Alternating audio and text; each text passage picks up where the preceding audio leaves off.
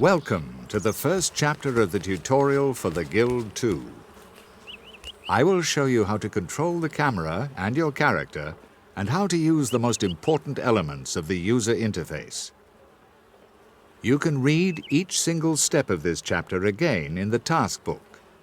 This can be reached via your journal on the lower right edge of the screen.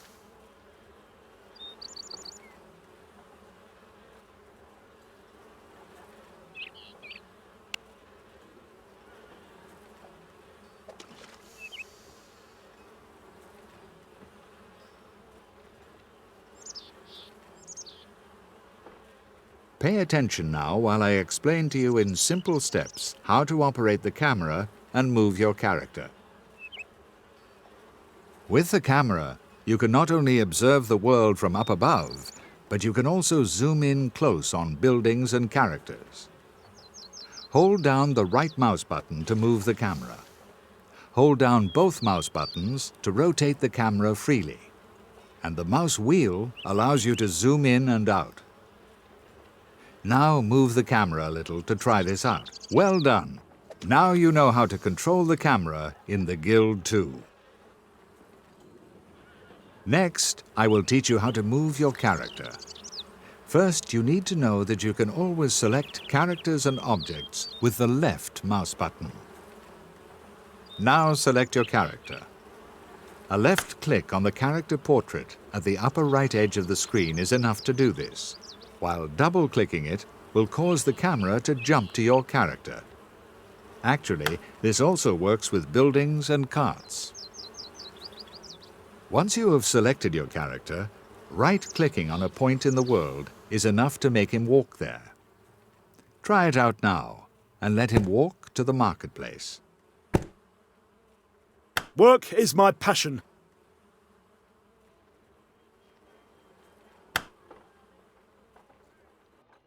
Well done!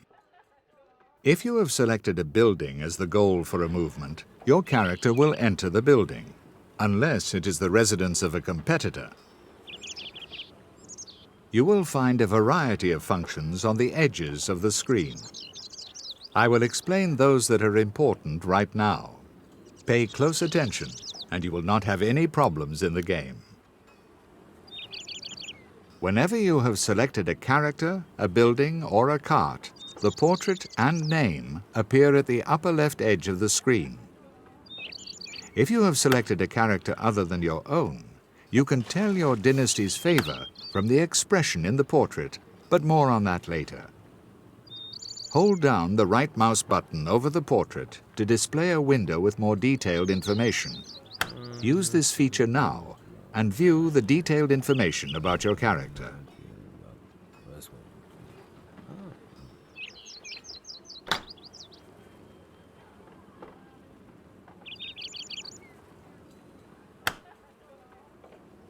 A quick glance at the portrait can give you a wealth of information.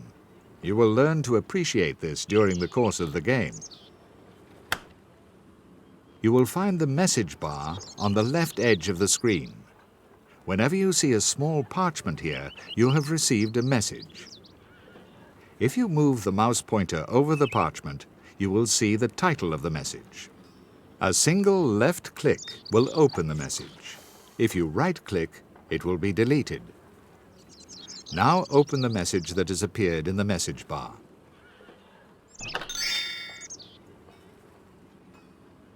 In the game, you can use the filter to set which messages you no longer wish to receive. Even the heads of the great commercial houses in the late Middle Ages chased off unheard many a fellow bringing bad news. If you direct your attention to the lower edge of the screen, you will see the action bar. If you have selected a character, a building, or a cart, you will be shown all the actions that are currently available to you. Now, select your character and click on the inventory icon in the action bar. I will tell you more about the other actions later.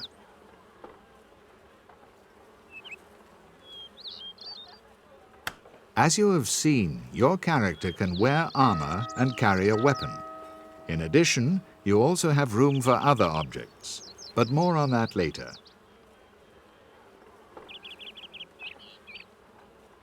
Among the icons on the lower right edge of the screen is one called Important People. Left-clicking on this icon opens a window where you can see an overview of all important people, your family, your friends, and your enemies. You can use this overview to access and interact with any important character easily. Now open the overview and take a look around.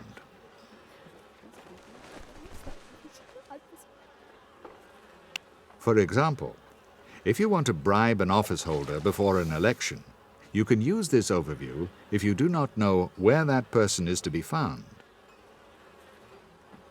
Left-clicking on the globe on the lower right edge of the screen will open the map. With its help, you can not only find your characters, carts, employees, and buildings, but also see where your opponents are staying and where to find sources of raw materials. Now open the map and take a look around. Close it again when you have seen enough.